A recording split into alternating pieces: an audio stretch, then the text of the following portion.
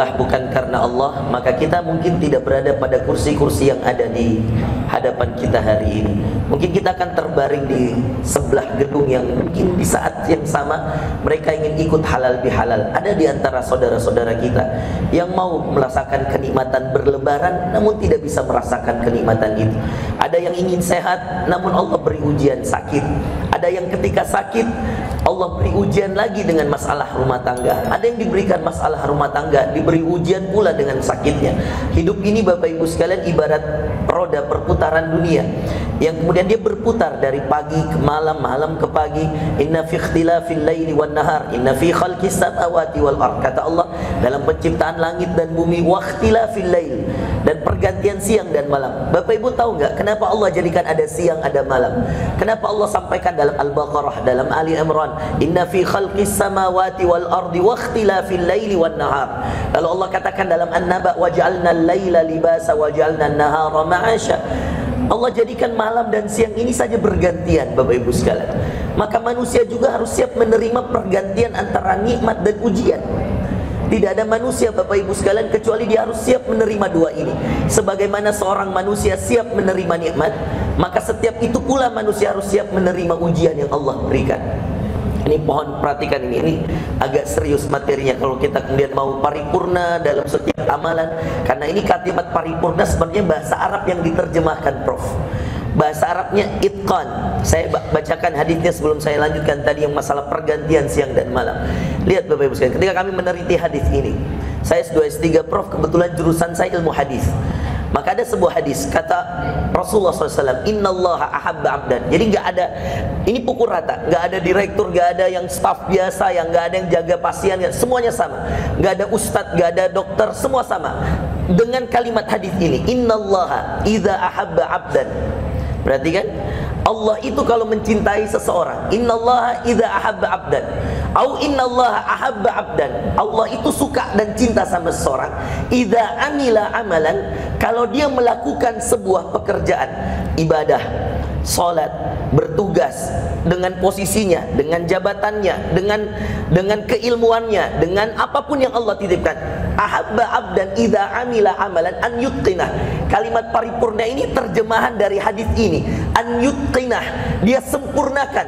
Paripurna itu mohon maaf ya, alhamdulillah kita keluar dari pesantren dulu dengan nilai imtiaz. Saya dari Gontor dapat nilainya imtiaz, kamlot. Kamlot itu istilahnya nilai paripurna Bapak Ibu sekalian. S3 saya alhamdulillah dapat nilai 95, nilai paripurna. Di atas 90 itu sulit di ilmu hadis. Alhamdulillah kita dapat 95 waktu sidang disertasi S3. Kata para syekh paripurna, nilai yang paripurna itu berbanding lurus dengan usaha yang paripurna Bapak Ibu sekalian. Kalau saya waktu S1 main-main, saya nggak akan dapat S2 beasiswa. Kalau waktu S2 di Sudan saya main-main, saya nggak akan dapat beasiswa S3 Bapak Ibu sekalian. Maka S1, S2, S3 saya di kampus yang sama, International University of Africa, di jurusan yang sama dan di negara yang sama Bapak Ibu sekalian, tidak berpindah. Itu saya selalu sampaikan sama adik-adik kelas. Kalau main-main S1-nya susah untuk S2-nya, kalau main-main S2-nya susah untuk S3-nya. Itu dari segi logika manusia berpikir saja kita sudah mengatakan seperti itu. Mohon maaf nih, kalau direktur utama melihat seorang kepala instalasi malas-malasan, mohon maaf, melihat seorang suster malas-malasan, ada yang diamanahkan sebuah jabatan malas-malasan. Orang malas, Bapak Ibu dengarkan, orang malas tidak suka dengan orang malas. Orang malas saja Bu, dia malas dibangun, tidak suka dengan orang malas. Saya pernah negur seorang, mohon maaf ya, di Jakarta ada seorang jamaah. Dia bilang, Ustaz, saya tuh paling tidak suka lihat anak saya tidur habis subuh. Saya bilang, Masya Allah, bagus itu Pak, karena subuh itu waktu yang diberkahi, jangan tidur Pak. Kalau ibarat kita di bahasa Bugis kita, ya dulu orang-orang Bugis, nenek kita pernah bilang, dipatok ayam itu rezekimu nak. Itu padahal mengambil hadis Nabi, Allahumma barik ummati fi bukuriha, ya Allah berkahi umatku waktu paginya. Terus saya tanya ini, saya tidak usah sebut namanya ya. Saya bilang, Pak, terus apa yang Bapak lakukan kalau lihat? Saya tegur Ustaz, saya kasih bangun. Bangun nak, jangan tidur. Sudah sholat subuh, sudah pergi mengaji atau pergi baca buku atau apa saja, yang penting jangan tidur. Kemudian saya tanya ini Bapak, terus Bapak habis itu ngapain? Saya pergi baca koran saat baring-baring. Saya bilang, Bapak baring-baring terus melarang anak tidur. Tapi saya tidak tidur saat baring-baring. Sama Pak ya. Baring-baring itu rebahan ya Bapak Ibu sekalian. Saya rebahan Ustaz ya. Rebahan baring-baring. Saya katakan bagaimana orang malas tidak mensukai orang malas. Bagaimana Allah yang tidak pernah tidur tidak butuh ngantuk. Tidak pernah ngantuk tidak butuh tidur. Kita selalu hafal ayatnya dan ini jadi ayat terbaik dalam Al-Quran. La ta'khudhuhu sinatun wala naum. Ayat kursi. Ayat yang Anda baca ini jadi ayat favorit. Kenapa? Anda tahu enggak kalau Anda ditanya Bapak Ibu sekalian, ma afdalu ayatin fi kitabillah. Kalau Anda ditanya nih, semua ini biar jadi ilmu untuk kita. Kalau ditanya dari 6623 ayat di Quran, mana ayat terbaik Ustaz? Jawabannya ayat kursi. Dari mana Ustaz? Dari hadis. Siapa yang mengatakan Nabi? Kata Nabi SAW bertanya sama Ubay, siapa sahabat Nabi yang paling ngerti Quran? Namanya Ubay, Ubay bin Ka'ab. Hafal-hafal ki. Ubay bin Ka'ab. Nama Ubay ini adalah seorang yang paling ngerti Quran, Bapak Ibu. Ditanyalah sama Nabi, Ubay, ta'al. Padahal Nabi tahu jawabannya, tapi begitulah Nabi sering untuk ingin mengangkat derajat sahabatnya. Dia katakan, ya Ubay, ma afdalu ayatin fi kitabillah. Ubay, beritahu aku ayat terbaik dalam Quran. Ubay mengatakan, karena yang namanya sahabat malu, masa kita yang ngajarin Nabi? Iya. Maka Ubay mengatakan, Allah wa rasuluhu a'lam. Allah dan Rasulnya lebih mengerti. Ditanya yang kedua, ma afdalu ayatin fi kitabillah. Apa ayat terbaik dalam Al-Quran, wahai Ubay? Ubay diam. Allah wa rasuluhu a'lam. Allah dan Rasulnya lebih mengerti. Ditanya yang ketiga, karena sudah malu, pertanyaan ketiga itu biasa penegasan dari Nabi bahwa Nabi butuh jawaban dari dia. Maka dia mengatakan, ya Rasulullah, afdalu ayatin fi kitabillah tala ayat al-kursi. Allahu la ilaha illa huwal hayyul qayyum la ta'khudhuhu sinatun wala naum. La ta'khudhuhu. Lihat ini. Kenapa Anda kemudian orang bertanya, kenapa Ustaz jadi afdol ayat? Kenapa dia menjadi ayat terbaik? Apakah karena panjangnya? Mohon maaf Bapak Ibu sekalian, ada ayat tentang utang piutang dalam surah Al-Baqarah di halaman sebelum terakhir, itu satu halaman satu ayat tentang utang piutang. Tapi apakah itu jadi yang terbaik? Tidak. Kalau dibilang Ustadz, ayat kursi yang terbaik karena di situ ada kalimat kursi. Mohon maaf, banyak kalimat-kalimat arsy, dan arsy itu lebih luas dari kursi. Ya. Terus apa Ustaz yang membuat ayat kursi itu luar biasa hebat? Karena ayat kursi Bapak Ibu sekalian, biar jadi tambahan ilmu. Ya. Apa yang membuat ayat kursi lebih baik dan menjadi yang terbaik dari semua ayat-ayat yang lain? Karena dari awal ayat sampai akhir ayat yang dibahas hanya Allah. Jawabannya apa? Dari awal ayat sampai akhir ayat yang dibahas hanya Allah. Makanya kalau ada orang kesurupan Bapak Ibu sekalian, bacakan ayat kursi. Kalau zikir pagi petang Pak, ayat kursi. Habis sholat 5 waktu, ayat kursi. Itu semua tuntunan Nabi. Habis sholat 5 waktu, ayat kursi. Saya percaya Pak, ada penyakit, mohon maaf nih, saya percaya Pak, ada penyakit yang dinamakan medis. Karena orang, mohon maaf, kurang minum, saya percaya.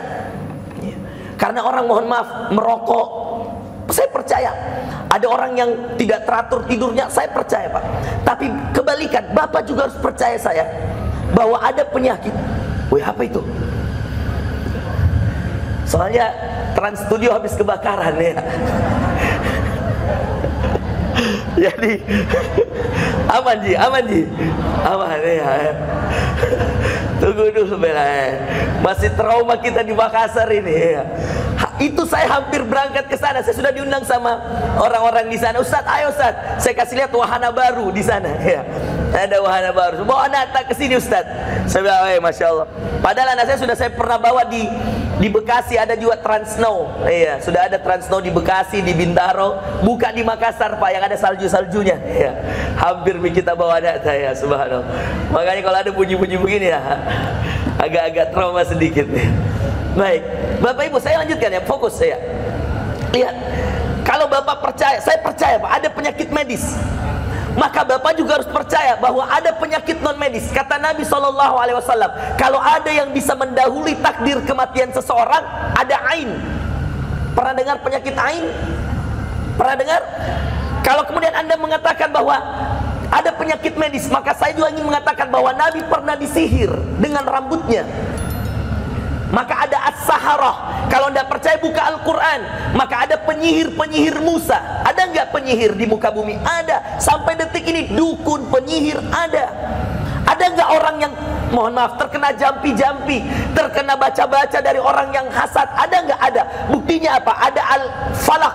Lihat ayat terakhirnya, wa min syarri hasidin idza hasad. Dan dari orang yang dengki ketika dia dengki. Bapak Ibu tahu nggak kedengkian itu bagaimana? Kedengkian membutakan orang, Bapak Ibu sekalian. Tetangga bisa jadi musuh utama kalau yang kemudian melihat adalah mata bukan hati. Mobil baru tetangganya, yang nggak bisa tidur dia. Naik jabatan tetangga, yang nggak bisa makan dia. Saya lagi nggak nafsu makan. Ditanya sama suaminya, kenapa Ki sayang?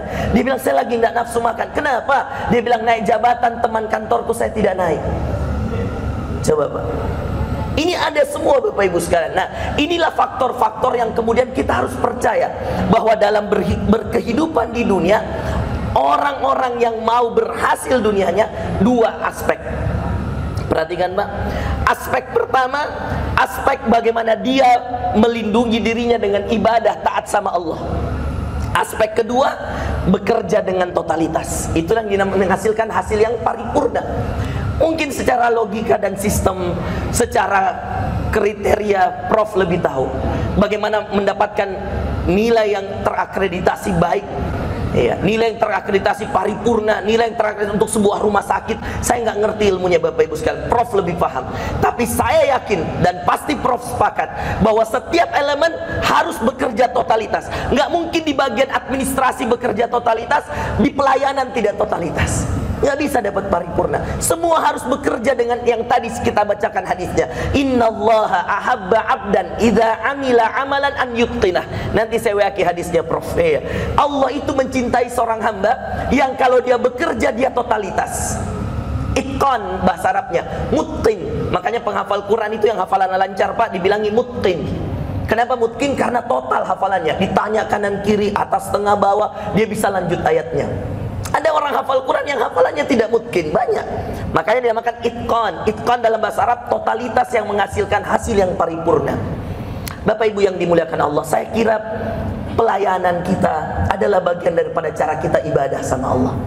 Sedangkan kemudian mohon maaf, kita nggak digaji saja. Sedangkan kita tidak diberikan insentif saja oleh Kementerian Kesehatan, oleh pemerintah, karena kita punya jabatan. Kita punya tugas sebagai seorang manusia, fitrah kita menolong orang lain. Bapak Ibu keluar sholat subuh, tiba-tiba Pak, mohon maaf, perjalanan sholat subuh ada orang tabrakan pas depan mobil Anda. Kemudian yang nabrak lari Pak. Fitrah manusia, walau saya bukan dokter, kalau saya yang dapat, saya akan turun dari mobil saya. Kalau perlu saya tidak jadi sholat subuh, saya tolong dulu ini orang. Fitrah sebagai seorang manusia biasa. Tidak perlu saya jadi ustadz untuk menolong orang ini. Dan tidak perlu Bapak jadi orang yang berkaitan dengan rumah sakit untuk menolong orang ini. Fitrah kita jadi manusia, dia ditabrak lari pas depan kita. Maka seorang manusia yang hakikatnya dititipkan oleh Allah qalbu, al-qalb, yang kata Allah dalam Ar-Ra'd, ala bidzikrillahi tatmainnul qulub, qulub, qalb. Hati, kalau selama kita masih punya hati sebagai fitrah, maka kita akan tolong orang yang tertabrak tadi. Padahal kenal tidak, padahal kita lagi mau menuju sholat subuh. Mau ditanya, mana lebih afdol Ustaz? Sholat subuh saya atau tolong orang? Maka semua dalil Quran, semua dalil hadis mengatakan lebih utama kau tolong orang. Karena kejadiannya tidak tiap hari, dan kejadiannya bergantung terhadap nyawa manusia. Berkaitan dengan nyawa ini Allah paling jaga Pak.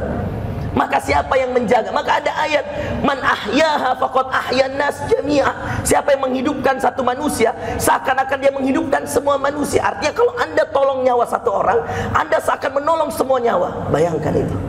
Pentingnya menjadi orang yang ngerti tentang bagaimana cara dapat pahala. Pak, saya mohon maaf ini, saya tidak sindir kalian ya, tapi ini saya sampaikan di semua perkantoran. Nah Bapak, di PLN saya sampaikan, di Telkom saya sampaikan, ketika diundang saya cuma mau bilang begini, apalagi di Wahidin, Masya Allah, yang mana kita semua sama-sama pejuang Pak, pejuang kemanusiaan kita ini. Bapak obati medisnya, saya non medisnya Pak. Saya ceramah kanan kiri. Kalau Bapak kemudian juga tidak obati dengan sesuai dengan apa yang ada secara medis, ya tidak mungkin juga Pak, karena Allah itu menghargai ilmu pengetahuan. Maka Bapak Ibu yang dimuliakan Allah, izinkan saya menyampaikan di tempat ini, kalau Bapak kerja di kementerian ini, mungkin ada yang di Wahidin, tabe Pak ya, ada yang sudah 20 tahun di sini Pak, di Wahidin. Ada? Banyak. 20 tahun begini. 20 tahun. Allahu Akbar. Ada yang 30 nih? Mana, coba saya lihat. 30 tahun bagi ibu di Wahidin. Naik 3 juta. Siapa yang paling lama? Saya mau cari orang paling senior di Wahidin, Pak. Siapa? 40 tahun ada? Siapa yang paling senior di Wahidin? Coba saya mau dengar satu orang saja dulu. Minta tolong. Ibu. Siapa? Berapa tahun Ibu di Wahidin kita? Tabe. Hah? 39 tahun, Masya Allah. Ada yang mengalahkan rekor beliau? Ibu minta alamat rumah tak? Saya mau kirim buku, kurma dan lain-lain ya. Hadiah dari saya. Ya. Masya Allah. Ya. Ada yang lebih dari ibu? Di atas 39 ada? Bisa pinjam mic-nya? Ada mic tak? Ya. Boleh kamera juga ke beliau. Ibu, saya mau tanya satu pertanyaan saja, Ibu. Ya. Masya Allah. Ibu siapa namanya, Bu? Nama tak siapa, Bu? Ida Liana. Siapa? Ida Liana. Ibu Ida ya, Ibu Ida. Ibu Ida, mohon maaf, 39 tahun. Berarti tahun berapa kita mulai kerja di Wahidin? 1983 pindah Wahidin. Allah. Terus sampai sekarang tidak pernah pindah-pindah. 83, 93, 2003, 2013, 40 tahun tahu. Tahun ini Anda 40 tahun di tempat ini. Ibu, saya mau tanya, berarti Wahidin belum ada fisik yang sebesar ini dan semegah ini dulu, belum ada, Bu ya? Gedung ini baru toh, Bu? Baru, belum ada. Berarti saya mau tanya Ibu, satu pertanyaan, apa yang membuat Ibu mau bertahan selama itu di Wahidin?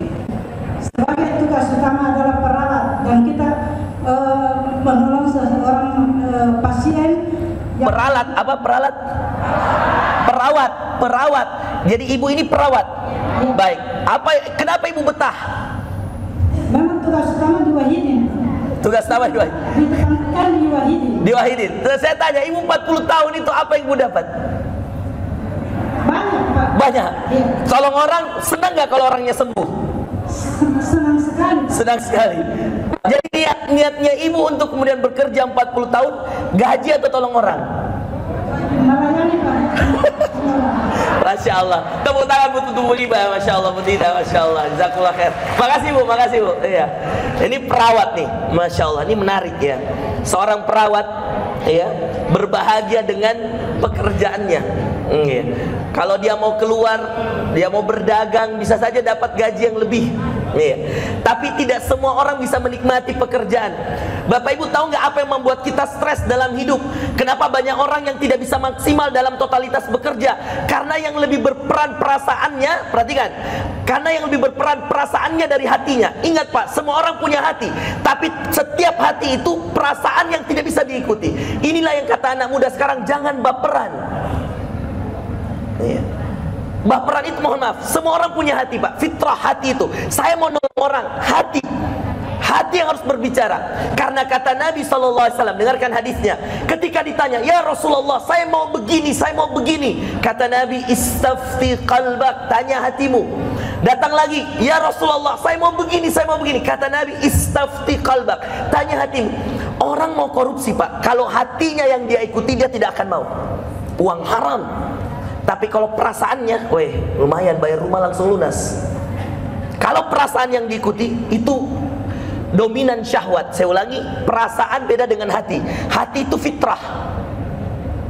Siapa yang titip hati? Allah. Makanya ada ayat, ala bidzikrillahi tatma'innul qulub. Apa yang bisa menjaga hati untuk selalu dalam fitrah? Ala bidzikrillah. Banyak baca Quran, zikir, zikrullah, baca Quran. Ala bidzikrillah. Banyak mengaji. Coba kalau kita, mohon maaf, ada yang tawari tender, sogok nih 2M nih, Prof, mau nggak 2M? Tolong saya ngambil tender. Prof bilang, tunggu dulu, saya ngaji 1 juz. Tunggu saya. Percaya sama saya. Habis ngaji, mohon maaf, saya sudah ngaji, nggak ketemu jawaban, saya mau tanda tangani, biar 10M kok kasih saya, pulang pergi. Muncul perasaan itu Pak, habis baca Quran, percaya sama saya. Atau kalau Anda bilang, 1 juz kelamaan Ustaz, oke, ambil air wudhu, sholat 2 rakaat. Karena dalam sholat ada Al-Fatihah yang dibaca. Baca surah, terserah apa yang kita mau baca. Percaya Pak, itu kita mau berbuat maksiat, hati nolak. Terus ada yang bertanya, Ustaz, terus bagaimana Ustaz? Saya sudah pernah lakukan itu Ustaz, dan hati saya masih mendorong, ambil nih. Saya bilang, Masya Allah, berarti andalah yang dikatakan dalam Quran, khatamallahu ala qulubihim. Pernah dengar ayatnya? Wa ala sam'ihim. Terus wa ala absarihim gishawa. Pernah dengar kalimat gishawa? Hatinya sudah mati. Maka apa yang kata Allah dalam Al-Baqarah? Khatamallah, Allah kunci hatinya. Kalau sudah sering berbuat dosa, Pak, sudah dikunci hati. Itu mau ngaji, mau sholat, kayak nggak ngaruh. Ustaz, saya sudah sholat, tapi saya masih tetap tanda tangani sogok Ustaz. Saya masih tetap tanda tangani tender yang ada sogok di dalamnya, Ustaz, ada suap di dalamnya. Kenapa Ustaz yang nggak ngaruh? Saya bilang, Masya Allah, kalau begitu berarti hati yang sudah terlalu kotor dikunci sekalian sama Allah. Maka jangan cicil dosa, karena kapan dosanya sudah banyak dikunci sama Allah. Makanya kalimatnya khatamallahu ala qulubihim. Allah kunci hatinya. Apa yang pertama dikunci? Hati. Terus apa yang kedua? Wa ala sam'ihim. Dikunci telinganya. Sedikit saja dinasehati sama bawahan, marah. Dikasih tahu, jangki begini Pak, haram, tidak boleh. Kau tahu apa? Kau diam-diam saja, kau bawahan.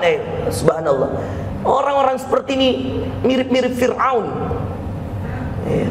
yang kemudian tidak bisa lagi dikasih tahu Bapak Ibu sekalian, karena Allah sudah kunci hatinya. Ini mohon maaf Bapak Ibu yang dimuliakan Allah, rumus sederhana dalam kemudian menikmati hidup adalah dua tadi Bapak Ibu sekalian. Totalitas ibadah sama Allah, totalitas dalam bekerja menolong hamba Allah. Kalau Masya Allah Pak ya, kita punya dua rumus ini. Kita sama Allah baik ibadah kita, sesama manusia baik Pak, Allah yang jaga. Mau semua jeki mati Pak. Ini adik-adik di Sudan Pak, ya, izin saya cerita sedikit ya. Saya lagi dikejar-kejar wartawan ini Pak, kanan kiri, karena saya 12 tahun di Sudan. Dan saya ketua ikatan alumni Pak. Sekarang saya se-Indonesia, saya ketua ikatan alumni Sudan, bidang sumber daya manusia dan organisasi. Ini kemarin saya di Metro TV, kemudian di TVRI, kemudian mana lagi kemarin itu iNews TV, kemudian banyak Pak, mulai dari berbahasa Indonesia, bahasa Arab, bahasa Inggris, semua wartawan. Ini saya habis ini ke mana zuhur di Pemprov, di kantor gubernur, diminta sama Sekda, ada bagian penanganan konflik, untuk beri keterangan pers di sana, apa yang bisa dibantu Pemda Sulsel untuk mahasiswa-mahasiswa yang ada di Sudan yang lagi perang militer di sana Pak. Yang masalah perangnya antar militer, antara TNI-nya dengan Kopassusnya lah, kira-kira begitu. TNI ketemu TNI baku hantam di ibu kota, makanya evakuasi 1209 Pak WNI, 900-nya kira-kira mahasiswa. Untungnya saya sudah selesai S3 kemarin, subhanallah. Kalau belum ngeri Pak, nyawa. Ada teman saya baru berangkat untuk selesaikan S3-nya, baru 10 hari, berapa hari kira-kira begitu, sudah pulang sekarang. Dia evakuasi semua lewat laut, lewat Jeddah. Nanti dari Jeddah baru kemudian lewat pesawat ke Jakarta. Nah Bapak Ibu sekalian, lihat ya, kita semua ini menghadapi itu Bapak Ibu sekalian, persiapan untuk mati. Maka sekarang Pak, coba tanam dalam hati, saya direktur, saya kepala ini, kepala bidang, kepala ini, saya ustadz misalkan, saya punya bisnis, saya punya ini, saya akan mati, apa yang saya harus bawa pulang? Itu yang kita persiapkan Pak. Orang yang mempersiapkan mati yang terbaik, Allah persiapkan dia hidup yang terbaik. Saya ulangi Pak, orang yang mempersiapkan mati terbaik, maka Allah berikan padanya hidup yang terbaik. Karena kadang-kadang rezeki Pak tidak disangka-sangka. Tanya sama Prof, waktu SMA Prof pernah menyangka bahwa kita akan jadi direktur utama di Wahidin? Waktu SMA, nggak ada. Waktu saya belajar di pesantren, tidak pernah saya akan mengatakan saya akan jadi ustadz yang dipanggil kanan kiri, tidak ada. Saya belajar saja. Rezeki urusan Allah. Pekerjaan sama boleh. Banyak ustadz Pak, banyak profesor, banyak, tapi yang dipilih sedikit. Sama pekerjaannya belum tentu sama rezekinya, sama rezekinya belum tentu sama keberkahannya. Itulah yang tadi kami katakan, persiapkan mati terbaik, maka Allah yang persiapkan hidup terbaik. Pak, bukankah doanya cuman Rabbana atina fid dunya hasanah wa fil akhirati hasanah wa qina adzabannar. Apa itu? Ya Allah, Rabbana, ini Al-Baqarah Pak, ayat dalam Quran. Wa minhum man yaqulu Rabbana atina fid dunya hasanah. Kita minta apa sama Allah? Ini doa yang paling sering diulang Nabi juga. Rabbana at, ya Allah, berikan kepadaku yang terbaik. hasanah, kebaikan di dunia. Wa fil akhirati hasanah, dan berikan aku kebaikan di akhirat. Karena yang paling tahu yang terbaik, Bapak Ibu sekalian, hanya Allah. Nah, itulah kembali pada statement awal bahwa manusia itu seperti pergantian siang dan malam. Ujian itu yang terbaik dari Allah, nikmat itu yang terbaik dari Allah. Ada yang diuji, mohon maaf, penyakit dengan penyakitnya, tapi Allah lapangkan rezekinya. Ada yang diuji rezekinya, tapi dia tidak sakit, dia sehat. Ada yang kaya raya, Masya Allah, tapi dia harus ke Guangzhou, ke Singapura berobat dengan uangnya. Ada yang tidak punya uang tapi nggak perlu berobat. Maha adil Allah, Bapak Ibu sekalian. Dijadikan kita semua punya ujian agar kita sadar bahwa yang sempurna hanya Allah. Agar kita ngerti bahwa tidak perlu mencari yang haram, karena yang halal saja sudah kita bingung bagaimana mengontrolnya. Yang halal saja kita sudah bingung bagaimana mempertanggungjawabkannya. Yang halal dari Allah, bingung kita, Pak, gimana hisapnya, apalagi yang tidak halal. Nggak usah cari masalah, Pak. Yang halal aja hisap di akhiratnya berat, Pak. Saya punya 2 mobil, ini saja kalau dihisap, Masya Allah. Maka kalau ada syekh datang, kalau ada tamu ustadz, saya bilang jemput. Itu sebagai bagian daripada khidmat, supaya mobil saya nanti kalau dihisap saya bisa pertanggungjawabkan. Ya. Selain memang karena saya beli 2 mobil, karena memang satu, Pak, saya pakai kadang-kadang anak saya mau diantar jemput sekolah, ibu saya juga butuh mobil, maka saya beli lagi yang satu. Bukan karena untuk gaya-gaya, Bapak Ibu sekalian. Ya. Dan itu harus dipertanggungjawabkan. Maka saya bilang, nganggur nggak mobil? Oke, pinjam. Saya biasa ada anggota saya mau balik ke kampung, saya bilang, Ustaz, ada keluarga meninggal. Saya bilang, pakai mobil. Pakai supaya apa? Supaya dapat pahala, Pak. Dihisap saya bisa pertanggungjawabkan. Ya Allah, mobil saya sudah pakai tolong orang, ya Allah. Ada kemarin kecelakaan waktu gempa di Palu, Pak. Ya. Mobil saya jalan ke waktu Masamba longsor Luwu Utara. Saya jalankan mobil saya, jalan. Nanti saya naik Grab di sini di Makassar. Walau saya tidak bisa ke sana. Itu, Pak, Masya Allah, hisap yang halal aja berat. Jangan cari yang haram. Nah, terakhir Bapak dan Ibu sekalian yang dimuliakan Allah. Ini sudah diam semua ini masalah hisap, takut sebenarnya, ingat semua mobilnya. Nah, ingat semua rumahnya. Tadi ribut-ribut di belakang, sekarang saya bahas hisap, diam semuanya. Banyak. Takut semua, ingat semua. Mati nih. Berapa motorku, berapa mobilku, berapa, subhanallah. Insyaallah, Pak, insyaallah bisa ki semua. Yang lalu-lalu, Pak, biarlah berlalu. Taubat ki saja. Ibu, Bapak, taubat. Allah Maha menerima taubat, Pak.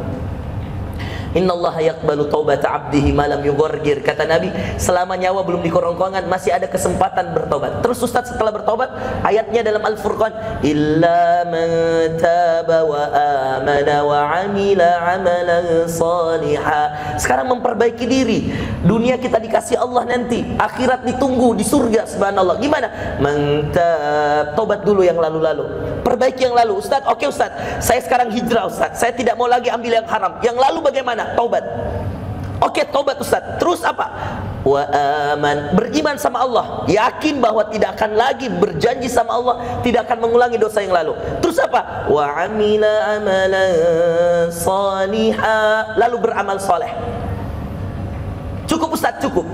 Karena Umar bin Khattab dulu pembunuh, Pak. Tapi apakah kemudian ketika dia bertobat dia harus dibunuh dulu? Enggak. Nabi berikan kesempatan dia berubah diri. Siapa yang sangka kuburannya sekarang di sana? Yang kalau Anda menyalami Nabi, ziarah di Masjid Nabawi, assalamu alayka ya Rasulullah, di sebelah kanannya ada sahabat yang mulia namanya Abu Bakar As-Siddiq, assalamu alayka ya Abu Bakrin. Kalau ini orang yang paling pertama masuk Islam, dia bukan mantan pembunuh, dia saudagar yang kaya raya, dia yang bebaskan budak bernama Bilal bin Rabah. Tapi mohon maaf, di sebelahnya lagi bukan Utsman, bukan Ali yang pertama kali masuk kemudian dalam Islam dari golongan anak muda. Mohon maaf, di sebelahnya lagi bukan Abdurrahman bin Auf, bukan orang yang paling banyak bersedekah, bukan. Di sebelahnya Abu Bakar ada seorang mantan pembunuh yang paling benci dengan Rasulullah, pemimpinnya kafir Quraisy dulu, yang dulu setiap disebut nama Muhammad dia angkat pedangnya. Aina Muhammad, aqtul ra'sah, mana Muhammad, saya penggal lehernya. Dulu orang itu, Pak, pembunuh. Dulu orang ini penjahat. Dulu orang ini benci Islam. Siapa yang sangka kuburannya samping Nabi? Coba kita baca sejarah Umar bin Khattab. Dan siapa yang sangka Nabi nikahi putrinya Hafsah? Siapa yang sangka pembebasan, perluasan keislaman di antara 4 khalifah paling luas zaman Umar? dibanding Abu Bakar, dibanding Utsman, dibanding Ali, perluasan terluas ekspansi keislaman Umar. Dan siapa yang pernah nyangka Rasulullah pernah mengatakan masalaka Umar fajjan qad, ketika dia sudah hijrah, dia sudah taubat, dia sudah masuk Islam. Masalaka Umar fajjan qad. Hadis ini tidak berlaku pada sahabat yang lain kecuali Umar. Apa kata Nabi SAW? Masalaka Umar fajjan qad. Tidak berjalan Umar pada satu jalan illa salaka syaitanu fajjan akhar, kecuali syaitan takut cari jalan lain. Takut sama Umar, syaitan aja takut sama Umar. Bayangkan Pak. Jadi kata Nabi, kalau Umar jalan ke kanan, setan pasti ke kiri. Kalau Umar ke kiri, setannya ke kanan. Takut setannya Pak. Bayangkan kepada seorang yang mantan pembunuh, seorang yang membenci Nabi, seorang yang dulu mau membunuh Rasulullah. Bayangkan. Artinya dalam Islam ini Pak, apa tadi yang saya katakan? Mati yang baik. Islam ini melihat akhir, bukan awal. Islam ini mencatat tentang husnul khatimah. Coba ikuti saya. Mau saya ajarin doa untuk husnul khatimah, mau? Coba ikut saya. Allahumma, mana suarata? Allahumma inni as'aluka husnal khatimah. Saya ulang lagi. Allahumma inni. Ini boleh berlaku untuk pekerjaan, jabatan, hidup, boleh semua. Doa ini artinya, ya Allah, aku minta kepadamu semua akhir-akhir yang baik. Jabatan yang baik berakhir yang baik, hidup yang baik berakhir yang baik. Karena kita tidak pernah tahu Pak. Mungkin pejabatnya baik Pak, tapi kalau dikerjai orang, mohon maaf Prof, jadi harus banyak minta sama Allah supaya diberikan akhir yang baik dari jabatan kita, dari hidup kita. Saya juga minta akhir yang baik dari hidup saya, akhir yang baik dari jabatan saya, akhir yang baik dari profesi saya. Karena kita tidak tahu akhir. Sedangkan mohon maaf Pak, biar kita berbicara tentang 50 tahun saya bangun kota ini, 50 tahun saya bangun provinsi ini, 50 tahun saya bangun rumah sakit ini. Kalau akhirnya penjara, orang ceritai apanya? Baiknya atau penjaranya? Coba di dunia saja begitu, apalagi di akhirat. Coba bayangkan Pak. Kejam dunia ini Pak. Makanya sebelum salam kita selalu berlindung. Coba lihat Nabi. Apa kata Nabi setelah innaka hamidum majid at-tahiyat? Ketika selesai baca tahiyat, apa kata Nabi? Allahumma inni a'udzubika min azabi jahannam. Tahu doanya? Wa min adzabil qabr. Terus wa min fitnatil mahya wal mamat. Coba lihat doa Nabi Pak. Kata Nabi, ini hadis Muslim. Kata Nabi SAW, saya tidak menutup salat saya kecuali saya berlindung terhadap 4 fitnah yang sangat keji. Allahumma inni a'udzubika min azabi jahannam. Ya Allah, lindungi aku dari azab jahannam. Wa min azabil qabr. Ya Allah, lindungi aku dari azab kuburan. Wa min fitnatil mahya wal mamat. Dari fitnah kehidupan ya Allah, lindungi aku. Al mahya, kehidupan. Makanya kalau doa bangun tidur, alhamdulillahilladzi ahyana. Al mahya, fitnah kehidupan. Wal mamat, mamat, bismika Allahumma amutu wa ahya. Bismika Allahumma ahya wa amut. Aku hidup dan aku mati. Wa min fitnatil mahya wal mamat. Jadi orang baik saja Prof belum aman. Ya. Kita jadi orang baik nih belum aman. Karena ada saja fitnah kehidupan Bapak Ibu sekalian. Maka Nabi selalu setiap ujung salatnya menutup dengan ini. Dan terakhir, wa min fitnatil masihid dajjal. Sudah pada sering dipakai belum ini dalam salat? Sudah atau belum Bu? Belum pikirnya. Coba siapa yang sudah pakai? Angkat tangan. Kita Ji, baru 1 orang. Tidak ada. Bapak sudah pakai. Masya Allah. Jadi innaka hamidum majid dan langsung salam ya. Bagus. Berarti harus paham. Ini sunnah. Coba ikut saya. Allahumma. Prof, nanti saya waki semua ini Prof. Tenang Prof ya. Ada nomor tak aman ya. Pokoknya saya bagian doa-doa saja Prof ya. Allahumma inni a'udzubika min adzabi jahannam wa min adzabil qabr wa min fitnatil mahya wal mamat wa min syarri fitnatil masihid dajjal. Nah, nanti saya WA siapa yang bisa nanti bagian kirim-kirim ke semua ini. Siapa yang biro admin biasanya kah? Nanti minta nomornya saja.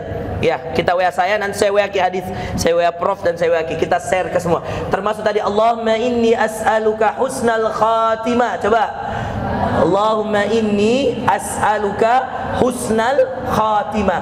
Kenapa husnal? Karena dia maf'ul. Allah, karena kita yang meminta, subjeknya kita, objeknya husnal khatimah. Ini juga sebagai perpanjangan tangan dari doa yang sebelumnya yang tadi, Rabbana atina fid dunya hasanah. Husnun hasanah, sama asal katanya. Ha sin nun hasanah, ha sin nun husnul khatimah. Itu kebaikan semua. Ya Allah, kami meminta akhir yang baik. Akhir yang baik dari ujian kita, akhir yang baik dari pekerjaan kita, akhir yang baik dari jabatan kita, akhir yang baik dari hidup kita. Allahumma inni as'aluka husnal khatimah. Saya kira itu Bapak Ibu yang dimuliakan Allah, ya. Insyaallah senang saya diminta untuk mengisi kajian di sini. Terima kasih Prof sudah diundang, ya. Mohon maaf Bu, ya. Kalau saya tidak bisa kasih ketawa-ketawa orang, tidak bisa. Memang begini kan, makanya yang mau belajar, biasa kalau undang saya bilang, mohon maaf ini kalau kita belajar ya belajar betulan. Saya kalau ceramah yang saya bawakan hadis Quran. Nih, ya dari awal Bapak Ibu lihat sini, yang saya bawakan Quran hadis. Ya. Karena itu yang kita pelajari, mohon maaf. Saya jarang pakai logika Bapak Ibu sekalian, karena jauh-jauh saya belajar ke Sudan, 12 tahun saya di sana. 6 tahun saya di Gontor, 18 tahun Pak saya habiskan usia saya untuk belajar. Kalau pulang saya mau kasih ketawa-ketawa, saya kasih bahagia saja orang. Apa maunya itu yang saya ceramahi? Tidak Pak. Jadi tidak ada settingan di sini. Saya diundang, tidak pernah ada Ustaz tolong bahas ke ini. Saya bilang, jangan atur-atur saya. Makanya kenapa sampai sekarang saya tolak banyak TV. Karena biasa dikasih teks. Saya bilang, mohon maaf, saya lebih hafal daripada teks yang Anda buat. Jangan atur-atur kita Ustaz. Apa yang kita sampaikan ini amanah keilmuan. Kalau kemudian kita harus menyampaikan yang tidak sesuai dengan amanah keilmuan, saya orang yang paling bertanggung jawab dengan ilmu ini, maka bahaya. Di akhirat saya dihisap dengan ilmu ini. Ya. Kalau kita mau hanya kasih bahagia orang, setiap orang tanya, bolehkah Ustaz? Boleh ji Ustaz. Bilang iya Ustaz, supaya saya amalkan. Saya bilang, tidak boleh. Masa tidak boleh Ustaz? Saya bilang, tidak boleh. Ada hadisnya. Boleh nggak Ustaz? Tidak boleh. Yang tidak boleh harus kita bilang tidak boleh. Kalau ada hadisnya, ada ayatnya. Kalau boleh, kenapa kita larang? Ya. Boleh nggak? Boleh. Ada ayatnya. Tidak boleh, mutlak. Ya. Jadi bukan untuk mengenyangkan perut semua orang ingin bertanya tentang agama, membolehkan dengan bayaran sekian, bolehkan fatwa ini, bolehkan halalnya ini. Oh, tidak bisa. Ya. Itu amanah keilmuan Bapak Ibu sekalian. Dan mudah-mudahan tidak ada yang tersindir pada kesempatan hari ini, karena saya memang tidak berniat menyindir siapapun, tapi ini demi itu tadi, mau menghasilkan hasil yang paripurna, taat ibadah sama Allah, totalitas keibadah sama Allah, totalitas kita tolong hamba Allah, pasti paripurna. Setiap yang bekerja cukup totalitas pada pekerjaan, tidak usah urusi pekerjaannya orang, karena Anda tidak akan dihisap dengan amalannya orang, Anda dihisap dengan amalan sendiri. Yang banyak ibu-ibu zaman sekarang, dia pusingi pekerjaannya orang, nah pekerjaannya belum selesai-selesai, dan pekerjaannya juga terbengkalai. Dia pusingi semua kegiatan orang dan kegiatan dirinya juga tidak terurus. Maka paling bagus fokus dengan amalan, fokus dengan pekerjaan, totalitas dalam beribadah, totalitas dalam melayani, totalitas dalam bekerja. Maka hasil kita serahkan kepada Allah Subhanahu wa taala. Saya kira itu yang bisa saya sampaikan, ya. Saya tutup dengan doa, ya. Mudah-mudahan Rumah Sakit Wahidin, ya, diberikan selalu oleh Allah, semua staf-stafnya, semua yang bekerja di sini, balasan terbaik dari Allah berupa surganya insyaallah. Dan mudah-mudahan semuanya diampuni dosa-dosa, dimaafkan kesalahan, dan mudah-mudahan semoga Allah Subhanahu wa taala ridha kepada kita semua. Dan yang mudah-mudahan kalau Allah takdirkan, Allah beri rezeki kita nilai yang paripurna, ya, dari setiap akreditasi, penilaian dan seterusnya yang bersifat dunia. Mudah-mudahan Allah berikan pada kita kebaikan dunia dan kebaikan di akhirat. Allahumma inna nas'aluka ridhaka wal jannah wa na'udzubika min sakhatika wan nar.